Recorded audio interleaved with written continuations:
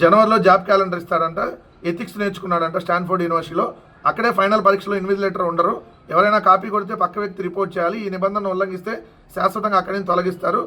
జనవరిలో job calendar. మొన్న జనవరిలో ఇవ్వాలా? సరే ఇప్పుడు జనవరిలోనే ఇస్తానంటున్నావు. అయినా ఎథిక్స్ గురించి నువ్వు నీ తండ్రినే మాట్లాడాలి. లోకేష్ అని చంద్రబాబే మాట్లాడాడు ఎథిక్స్ గురించి.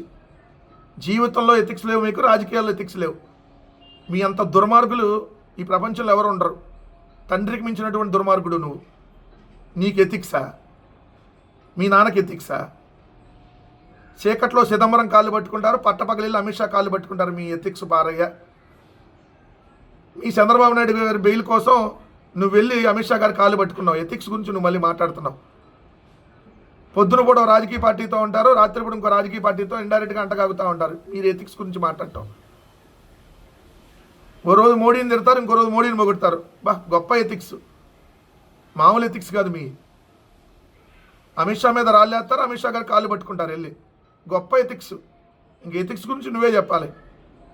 ఎథిక్స్ లేనటువంటి రాజకీయ పార్టీ కానీ, ఎథిక్స్ లేనటువంటి మనుషులు కానీ మీ తెలుగుదేశం పార్టీ వాళ్ళు, మీరే.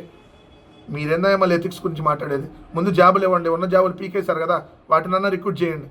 తర్వాత క్యాలెండర్ల సంగతి. కానీ ముందేమైంది చెప్పండి. జాబులు తీసేశారు ఆల్రెడీ. వాలంటీర్లు మీకు 10,000 ఇస్తాం, మీరు మనుషులు కాదా అన్నారు కదా.